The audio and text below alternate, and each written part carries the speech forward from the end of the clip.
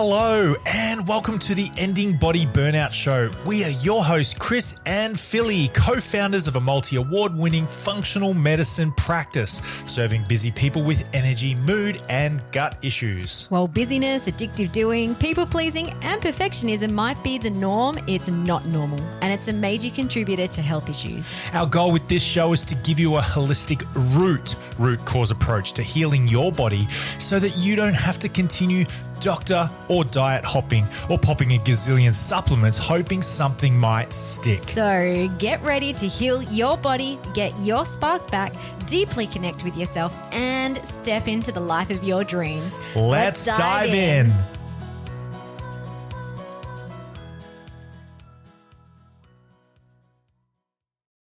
G'day guys and welcome to this episode of the Ending Body Burnout Show. Philly and I are going to have a conversation with you, and maybe we'll have a conversation together as well, about something it's quite popular in our world in the natural I don't know if medicine. popular is the right word to say. Maybe not popular, It's but made the headlines. it's made headlines. This is a controversial one, and there's a little bit of confusion, controversy and confusion, especially in our client circles and our professional circles as well. In our industry. And our industry head, the governing body, if you will.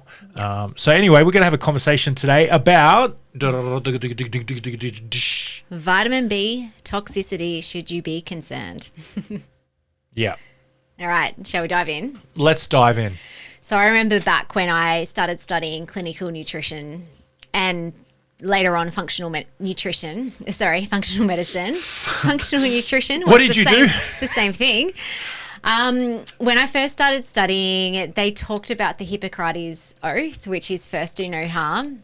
The Hippocratic Oath, yep. Yeah. And essentially all the students took this oath, or, we had to do assignments around it. So by doing the assignments, we had a good understanding around what it meant by first do no harm when it comes to healing and health and natural medicine. And apparently even some medical schools also look into this topic as well, which is really cool. So we all have... I even feel like sometimes we'll have clients or people talking to us who might be all into the natural medicine. They poo-poo the medical system. But honestly, even GPs, medical specialists, I really don't think that there are many people who would get into the healing world without having the best interest of the patient in their mind, from an intention point of view. So this is what the Hippocratic Oath is, first do no harm. So we always want to make sure that whatever we prescribe to our people, and by we, when I'm talking about we, I'm talking just collectively, healers, practitioners, doctors in general, even like psychologists, first do no harm. So I'm mentioning this oath at the start of this topic because, as Chris said, it is quite controversial. It's made the headline in the news kind of in the last 6 months, actually. I think it first started popping up earlier this year around vitamin B toxicity. I think it was the ABC, the 7:30 report or something. And then from there, there's been a lot of more media around it, as well as a lawsuit trying to basically sue a retail company that sells vitamin B6 in high amounts. So it's let's just say if this is the first time you've heard of it, listening to this episode, I'm curious where you are. You're probably just someone who doesn't listen to the news, which is actually really healthy for your mental health as well. But again, in the day and age of cookies and curated content, some of this stuff just might not have popped up into your awareness field, into your feed, just because it just isn't important to the advertisers to have you be advertised all this stuff. So people listening to our podcast might not know about this. Yeah. But yeah. And so we want to dig into this topic. It is a serious condition. We don't want to poo-poo. It's there's no such thing as vitamin B6 toxicity, and it's totally safe to take supplements. It's actually there are people, and this is why it's got a lot of media attention, because there are people coming forth that have had some significant impacts with using vitamin B6 at high amounts for too long, and it's damaged their nerves. So it is a real condition, but we also want to cut through the fear-mongering headlines about B6 toxicity to give you a balanced, a science-based or backed truth of for you if you're someone who is on a healing journey who might be taking supplements. And we're always big on cutting through the fear, because more fear is only ever going to be harmful. So if you have come across the vitamin B6 toxicity controversy, then you might be someone who is too scared to take anything, to whether it's vitamin B6 or something else, because it's like, oh my gosh, is this going to make me even more sicker? Or you might be someone who is like, well, I'm taking this, like, is this okay?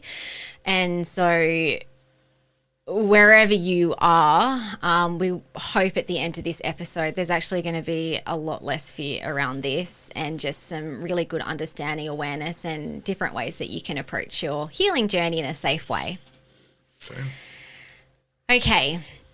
So first of all, we'll just dig into vitamin B6 first of all, because it's a really, really important nutrient in the body. Yeah, what is it? Yeah. Like, tell me what it is. Tell you. Okay. So as are all nutrients in our body, B6 is essential. So some of the body systems that I think about that are really supported by vitamin B6 is your nervous system, your neurotransmitters, so that's your brain, and your energy metabolism. So if you think about it in the scope of body burnout, energy, mood, gut issues, people are often in fight, flight, freeze, dopamine levels are depleted, they're in adrenal fatigue. Vitamin B6 is really important for all of these body systems that often get burnt out when you have been under a lot of chronic stress. So it's really important. Bs in general, so every cell in the body is made up of proteins, fats, and vitamin Bs bind these cells together. So not just B6, but all Bs are so incredibly important. Why do they call it Bs? And is it for binding? B for binding? I actually don't know. It's a really good question. B for beta. Bravo. Maybe when I get off in a tangent, you can Google it and we can come back to that question. Yeah. I promise I won't do that right this moment. I mean, like, essentially there's vitamin A, B, C, D, E, F. I don't think that they stand for anything in particular. It's just essential vitamins. So common deficiencies, if you're someone who is low in vitamin B6, then you might find that some of these body systems aren't functioning very well. And symptomatically, that often shows up as fatigue, brain fog, nerve issues, mood changes, depression, anxiety, sleep issues, hormonal imbalances. I've seen clinically people's symptoms improve dramatically when they have used vitamin B6 based on because of lab testing. So we knew that they were low in it. I remember one lady had, I don't know, it was probably like 40 years of insomnia, 40 years of not being able to sleep. And she also had anxiety, and not that a nutrient, a supplement is going to be the magic bullet that solves everything. But for her, it made a significant improvement. Like literally within a week, she was sleeping better. Her mood was improving.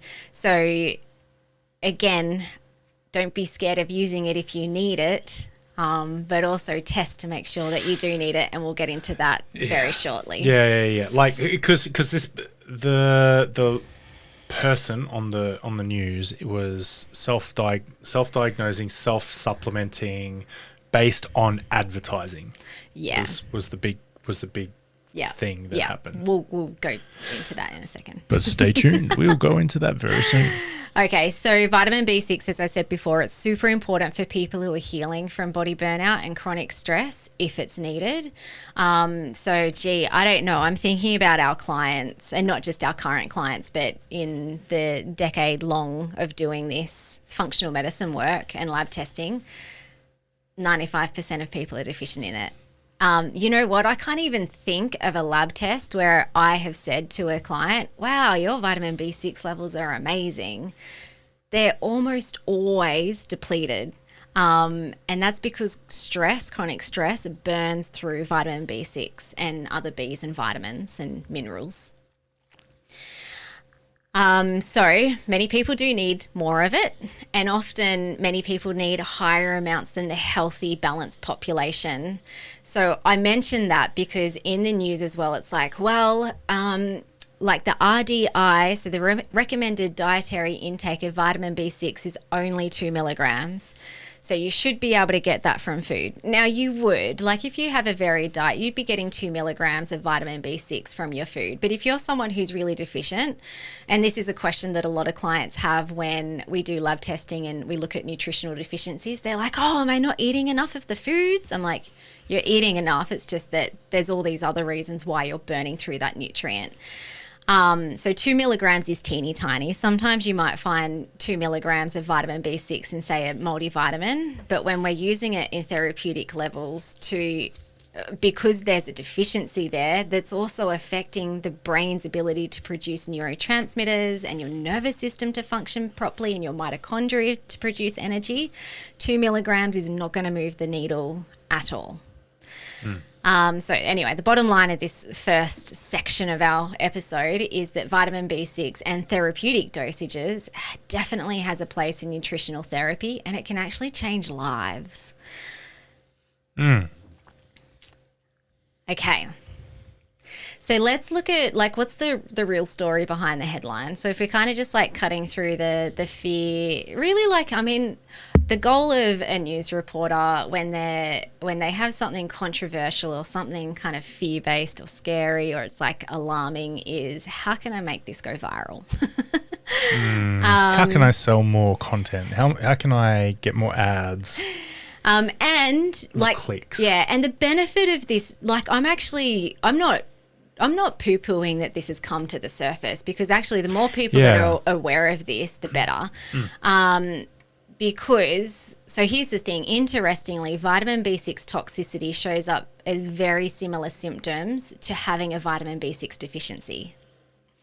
So a toxicity might show up as fatigue, mood imbalances, but the most concerning one is nerve damage. And this is the one that has made the headlines. So nerve damage from a symptomatic point of view could show up as tingling, burning, numbness, muscle weakness, almost like, you're walking and it's just like, oh, gee, I feel like my whole body is lead.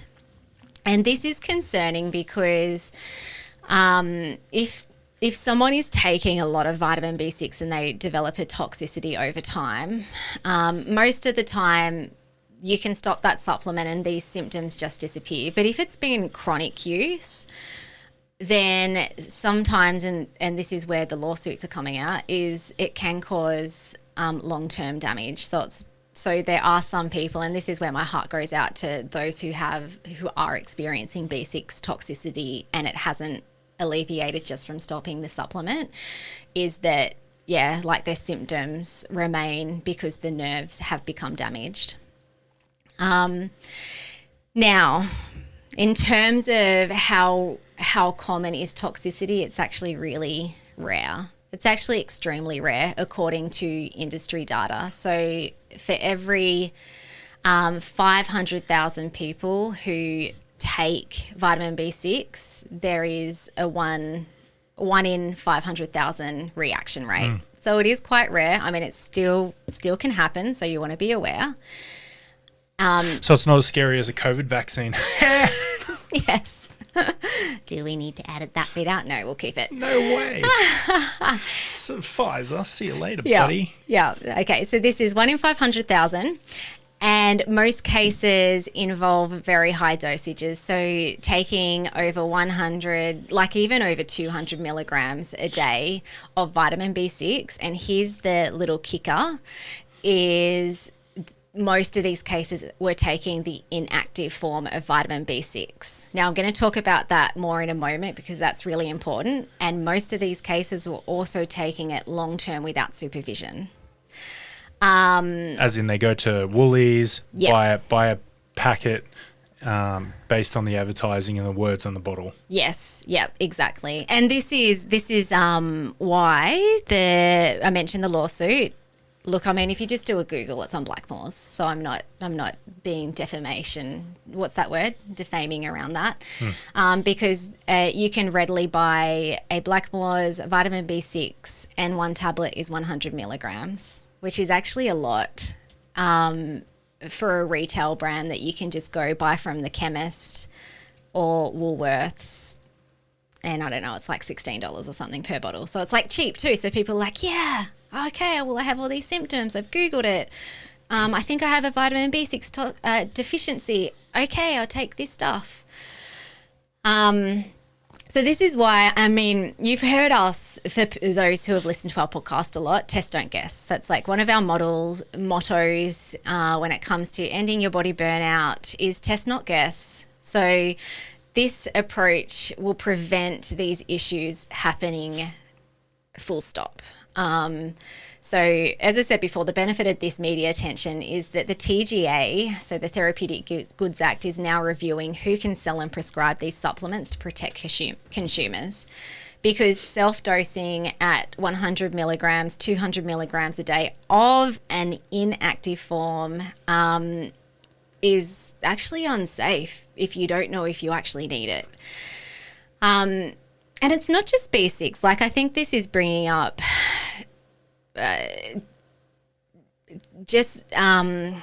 bringing up conversation around other types of supplements, other types of medications that can also cause severe side effects. So there's a lot of information now that, you know, vitamin D, if you take too much of that, you can develop a toxicity. Same with selenium, same with zinc. Same with water. Same with water.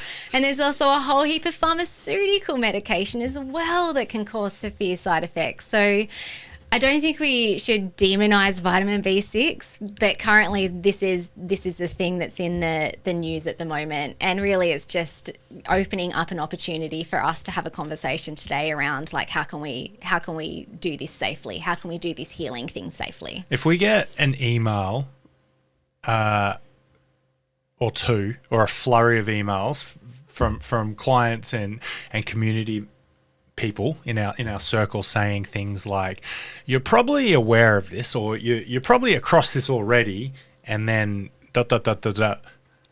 vitamin B6, like, that's happened a few times, and so we're like, okay, podcast topic. Yeah, even people who aren't clients, a family member is like, Philly, did you know about this? Yes. And I'm like, yes, thank you, lovely soul, I do.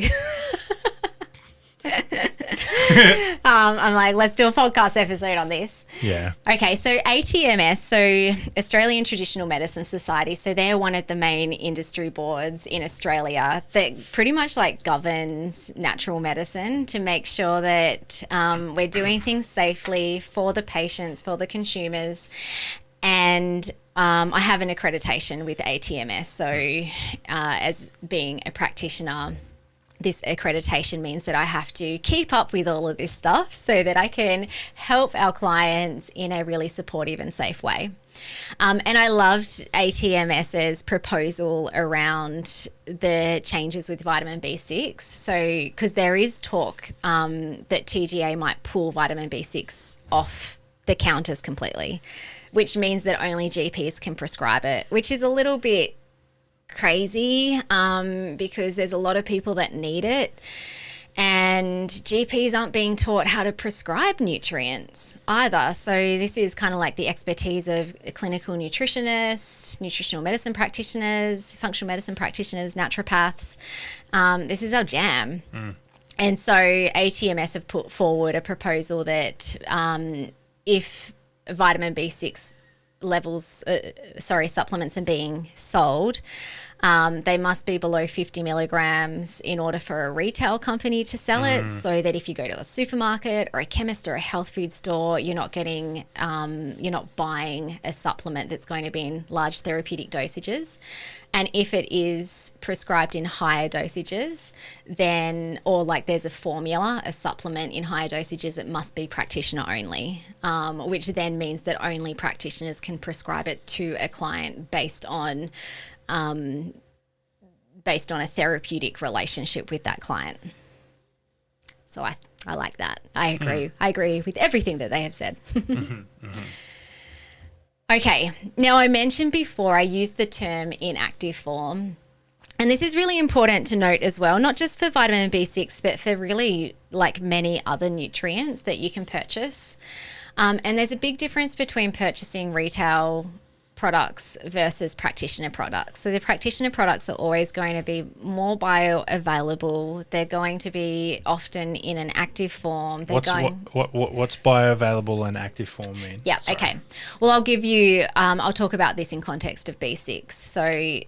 So an inactive form of vitamin B6, if you were to buy a supplement and in the ingredients it says pyridoxine, that is an inactive form of B6. An active form of B6, like the abbreviation is P5P. And so what this means is when you take an inactive form of vitamin B6, your body then has to process it and turn it into an active form for your cells to then use. So inactive, now a healthy body should be able to do that. But when we're dealing with therapeutic dosages of supplements, often there is a body that is quite depleted, it's quite hypersensitive and hypervigilant, and it's likely it will likely struggle to convert an inactive supplement into an active form. And so that means then, does that answer your question? Do you get that? Yeah, I think so. Semi. It's just the form. I mean, like an active form is going to be more expensive to produce. Right. So if a supplement company is like, oh, I want to get some products Can you give it to me in like basketball terms? Oh, how do I give it to you in basketball terms? Can you give it to me in like... I can give you some other examples. Food terms. Like food terms. I'm just thinking about like your brain. No, this won't be helpful. It's like real food but not like artificial. So there's another folate is another vitamin B, and this is a common one. B9. Yeah, and I just googled it. This is googled it, and this is a common one that's again sold in inactive or active form. Yeah. So in inactive form, I hope I don't stuff this up while I'm on the spot. Oh, amazing. Folic acid, and sorry, that's an inactive. An active form is phelinic acid or folate, or there's like folate methyl something or other. And so essentially, I mean, I don't know how the supplement, right. I don't know how like in a factory, how they're doing that, but basically it's just easier for the body to absorb into the cells. Okay. Because the body doesn't need to convert it into a biological form that then is sent to the cells. Yeah, so I just did a little... It's cheaper to make an inactive versus an active form. Yeah, right. It's cheaper to buy an inactive versus an active form. Yeah, that makes sense. So therefore, it's like inactive supplements, you know, like you can go to the supermarket and buy, what's another good magnesium. Mm-hmm. This is just different types of magnesium. So you can get magnesium oxide, which is not very bioavailable. So it doesn't absorb through your gut lining and into your bloodstream and into your cells very effectively. It's a great laxative is kind of all it is. Versus something like magnesium glycinate, which is a really absorbable form of magnesium. Now, if you had those two sitting in the supermarket, the magnesium oxide for like an inactive supplement is going to be, I don't know, $10 or something versus $30, $40, $50.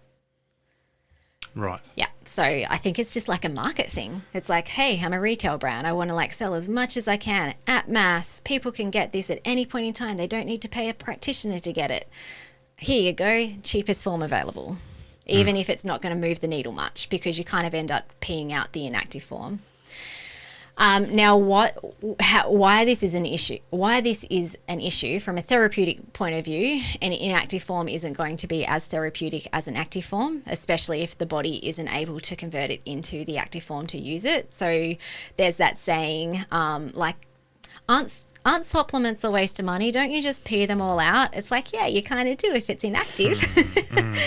But what's more concerning in terms of this context of this conversation today is an inactive form of B6 is what in terms of the research, has been shown to cause the toxicity.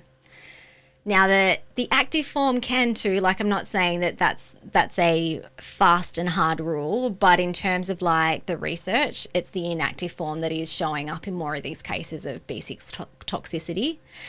And that's because the B6, the inactive form, bottlenecks in your body. So your body can only convert so much of it into the active P5P form. And so therefore, the inactive B6 just kind of like circulates in your bloodstream and it's not going into the cells. So it's not being used up. And over time, it's increasing in your body to cause that toxicity, which is very interesting. Yeah. There's a lot of science that sometimes goes over my head, but I think as long as you know what you're talking about, and we run by the, well, do you need it? Yes. How do you know? We just did a lab test. Right. Show me. Here's a picture. Got it.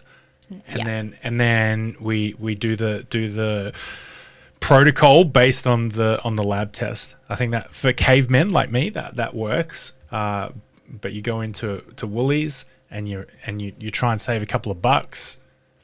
Note to self, it's not optimal, can be dangerous. Yeah. And just to give you an example too, so like I mentioned, the Blackmore's B6 has 100 milligrams, probably won't for very long, 100 milligrams of pyridoxine versus I was actually just in my clinic the other day and I'm like, I'm just curious. I was creating these notes for this podcast and I just pulled out RN Labs. So that's a practitioner only brand that we use among others. And there's one that just has B6 in it and it has 37.5 milligrams of P5P, so the active form. So if you compare that, 100 milligrams of the inactive B6 versus 37.5 milligrams of the active B6, which one's going to be safer and which one is also going to be more effective at lower dosages? Yeah. Understand. Understood. There you go. I gave you a caveman example. That's much better. I like that. Okay. So Chris touched on this, but how can we use B6 safely in practice? So as we said before, our functional medicine approach is test, not guess. So let's actually see where your levels are at, not just with B6, but with everything else that might be contributing to how you're feeling. And we assess this through testing. Often that's through urine, but we can also do blood tests. And then that's going to tell us, do you actually even need vitamin B6? Is this part of your clinical picture? Or is your B6 levels okay? We don't need to go there. Let's look at somewhere else. And I mean, I personally haven't seen this clinically, and I've ran thousands of lab tests. I've never seen B6 too high. So, and not to say that it isn't in some people, but that could also be the benefit of testing before you even started as well, that it's like, hey, you've got some B6 deficiency symptoms. Well, let's maybe just see if there's toxicity first. Is it deficient? Is it toxic? Or are your symptoms coming from some other body system or from some other place in yourself?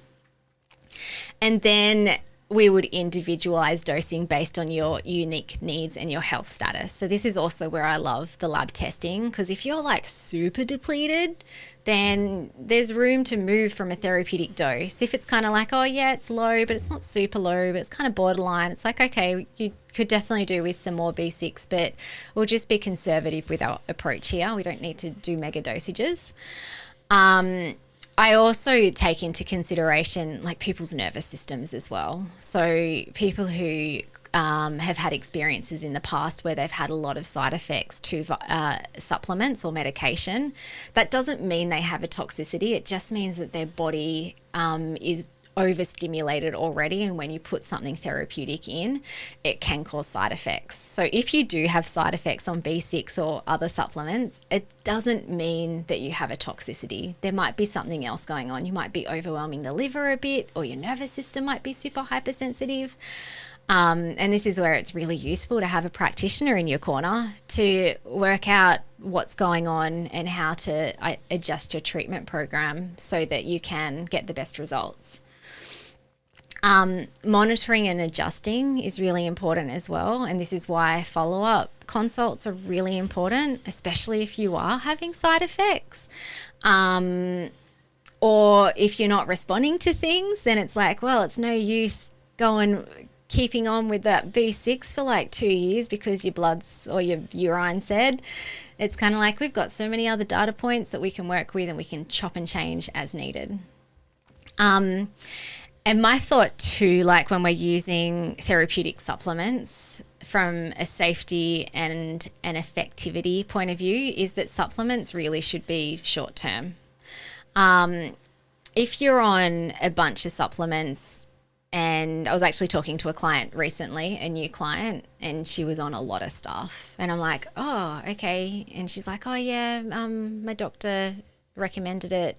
I'm like, oh, okay. She's like, yeah, she's an integrative doctor, blah, blah, blah, blah, blah. But the treatment plan hadn't been reviewed for a long time. And this isn't like, there's no pointing fingers here. It's just a story. The point of the story is I then asked her, how long have you been on these for? And she's like, oh, gee, I can't even remember. I reckon years. You're right. And so that's always a warning signal that the benefit of what you would have received from those supplements, you would have received them already.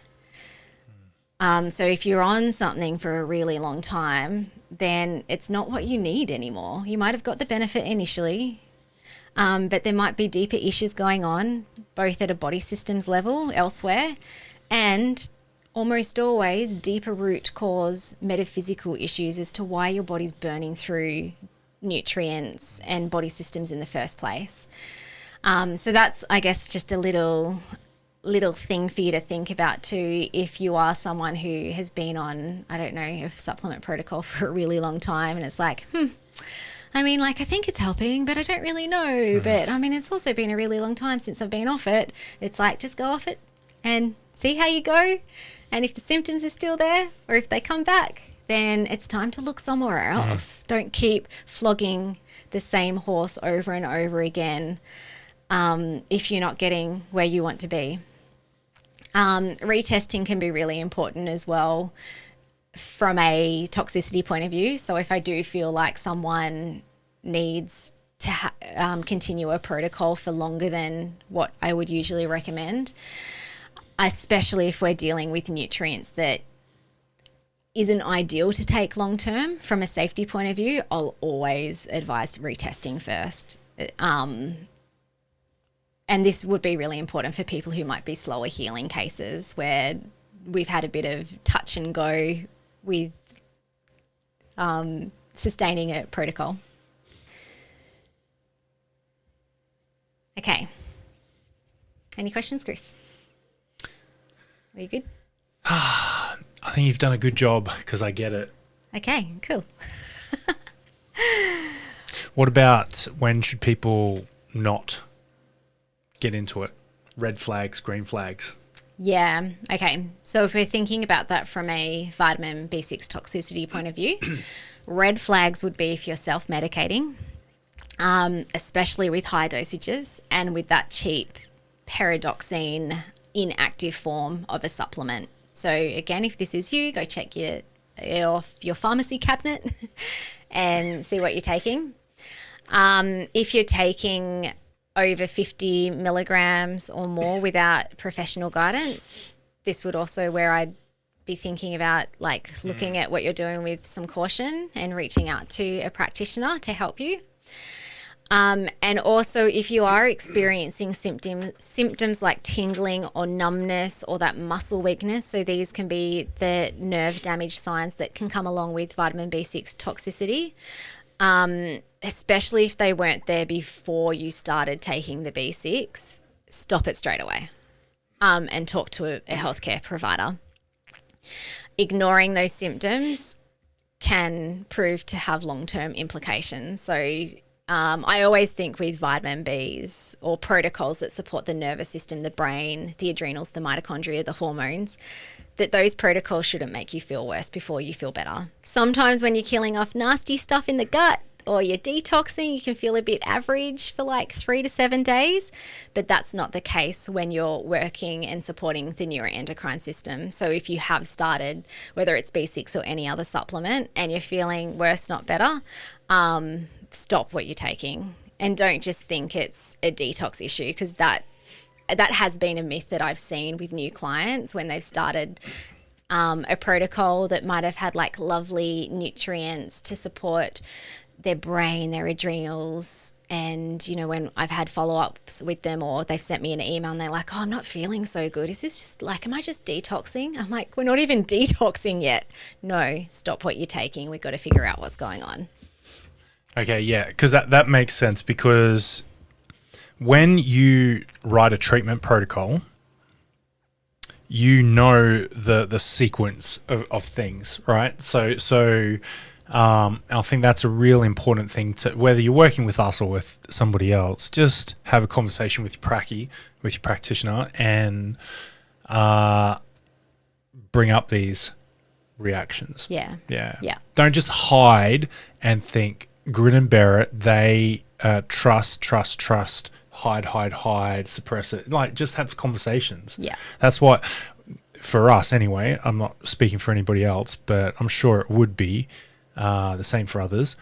That's what you're paying us for, is to guide you, and expertise. Yeah.